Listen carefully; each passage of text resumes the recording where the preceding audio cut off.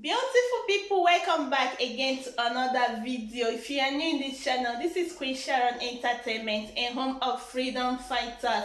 If you haven't joined our family yet, join us by hitting the red button down below on the bell notification icon. So whenever we have a new video in this same channel, you will get notified. Thank you so much for tuning in, and I love you all. So my people, I have a video here that I want you all to watch, and I myself will be watching with you in this particular video. Feel free to let me know what you think about the video after watching on the comment section below. Like and share this video, and I will see you again in my next one. Bye. That they are in the best position to do so. As for the fact that the IPOB is proscribed and therefore you can't talk to them, and I do not think that that is correct. The fact is simple. They are showing that there is sympathy for them. And if you are in charge of a nation of diverse interests in the manner that we have, there must be a way for you to resolve issues without being unduly legalistic. And I've said it here before. IPOB and is whatever they are doing now, and the tag that they are giving them is the fault of the federal government.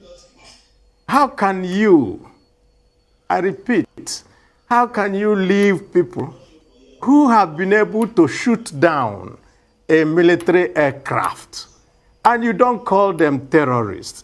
And you now say, oh, these ones who are running around here are terrorists, and you will never talk to them. Yet, you are talking to those who shot down an aircraft. And so that is where the problem is. If the government is interested in having peace in our land, which is the first order of business of a government, which is the welfare and security of our people, then the Constitution, you have to explore all options. You don't write off one option and say, we won't do it.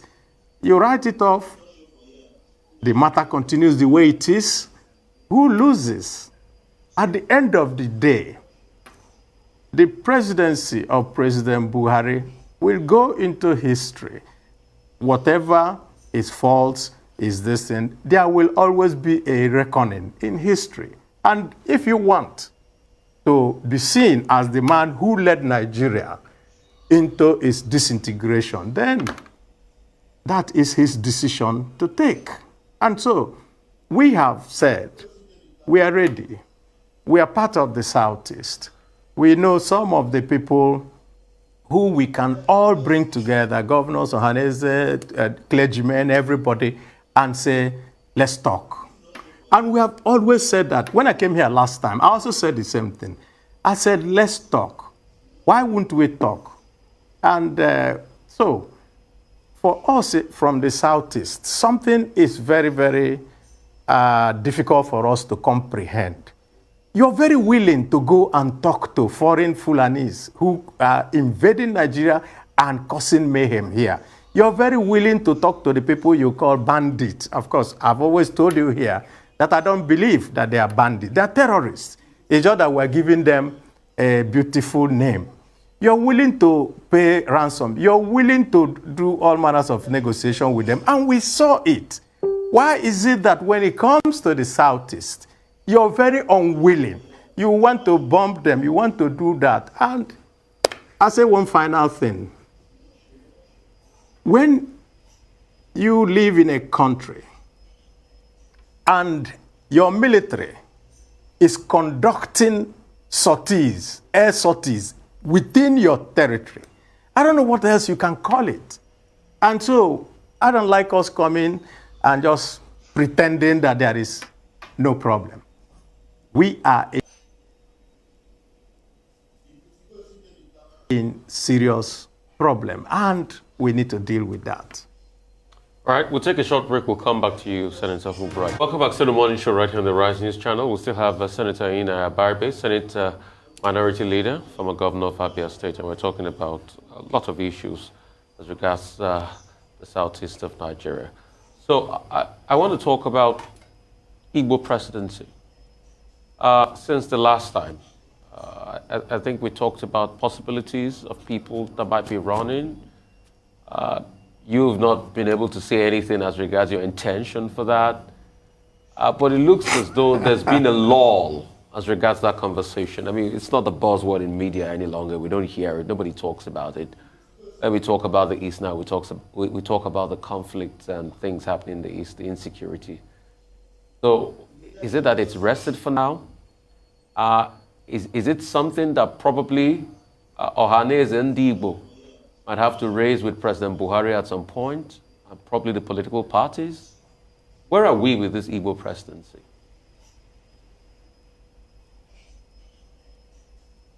Well, Rufai, first of all, running for any office, you have to do it within the milieu of a political party, especially as the fact that we do not have independent candidates. Two, let me borrow the words of my good friend Peter Obi, who said that Nigeria is an engine of a vehicle that has knocked. And once that you don't go and look for a driver for a knocked engine because the vehicle will not move. So what you need is a mechanic, a good one that can repair the engine. And I think that there are very good mechanics in the Southeast, just like there are mechanics everywhere, but very good mechanics in the Southeast. What has led to what you think is a lull is that both parties are going through a period of getting the party leadership set. And it is only after that that you will now see people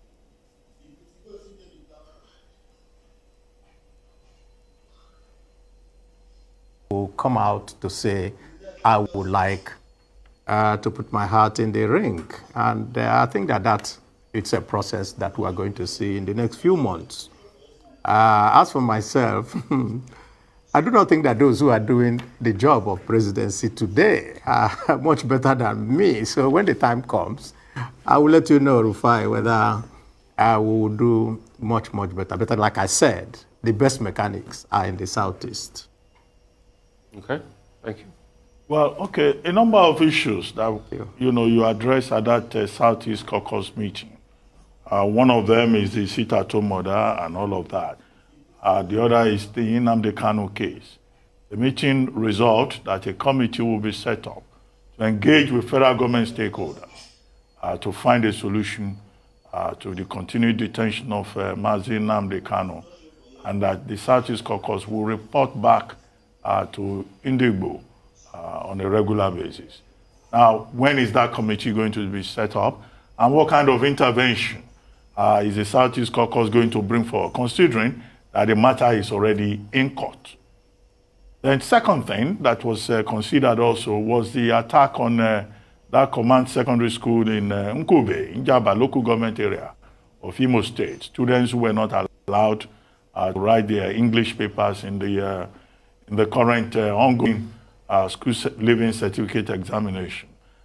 Is the Southeast Caucus going to make any effort, or has any effort been made to engage with WAEC, the examination body, to ensure that these innocent children do not all receive absent, a categorization of absent in English language, considering how important English is to any form of future admissions for these young persons at the tertiary level, that is. Yes, I know that there is an Ohaneze committee that is engaging with that. That is trying to find what are the alternatives that we can make for these innocent children. They are innocent. They don't have anything to do with all these things, and they are suffering for it.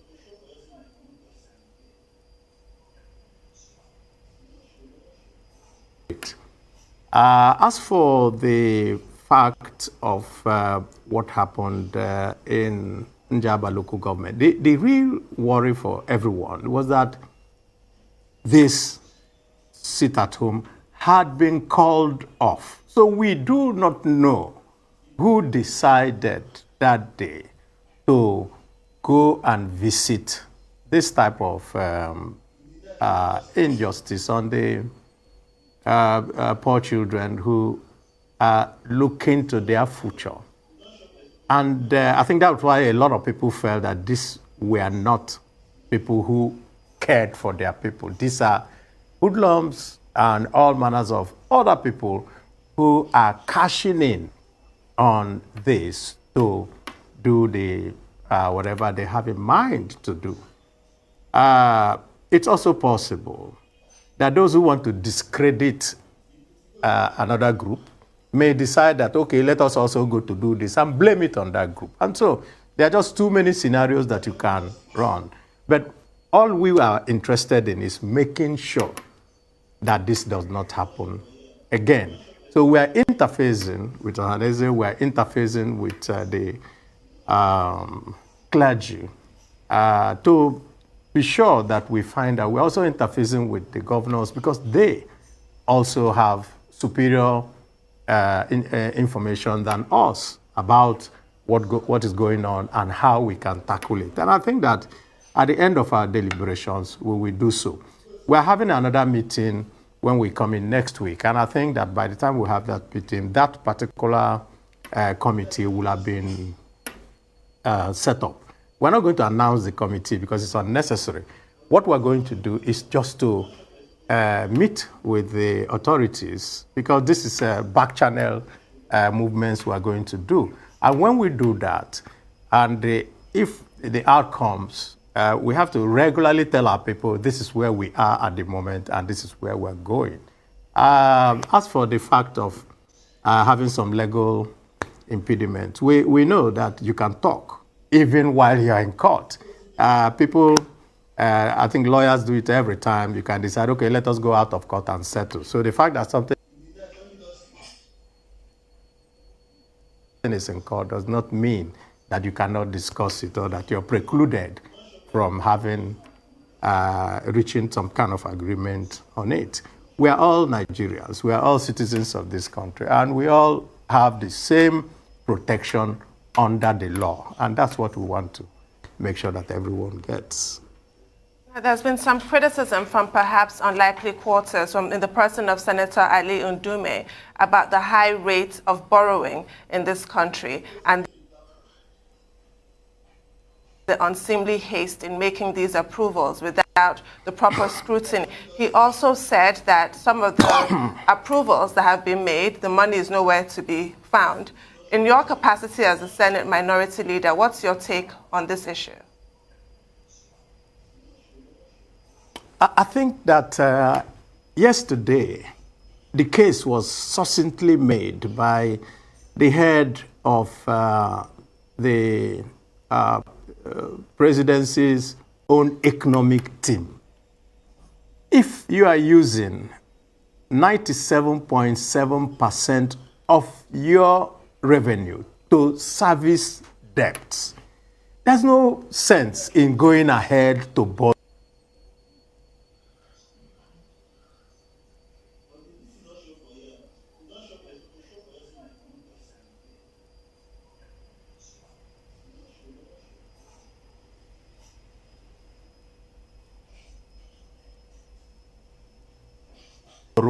More. But in the Senate, this is what happens, and of course in the House of Reps. When a request is put forward by the president, it's sent to the Committee on Local and Foreign Debts. That committee will do its work and then bring a report to the floor of the Senate. So I'm going to wait until the report comes. But one thing I know is that the minority caucus will find it very difficult to continue to push Nigeria where we are going with this debt matter. How can a debt service to revenue ratio be 98%? It means that only 2% of your revenues is what you're going to use to do every other thing, both capital and recurrent expenditure. And that's impossible. Let's just put it that way. And so I would actually like to commend the president's team for pointing out to the president that where we are going is unsustainable. And that is our position. Where we are going with this debt is unsustainable. And we cannot accept such position. I think what they should just do is, we were able to manage this economy. The PDP was able to manage this economy and made it so, and we're just surprised that in 6 years, we have gone, and just like Emir Sanusi said, we have wiped away the gains of the last 30 years. Thank you so much for watching that particular video. Feel free to let me know what you think about this video in the comment section below. Like and share this video, and I will see you guys again in my next one. Bye.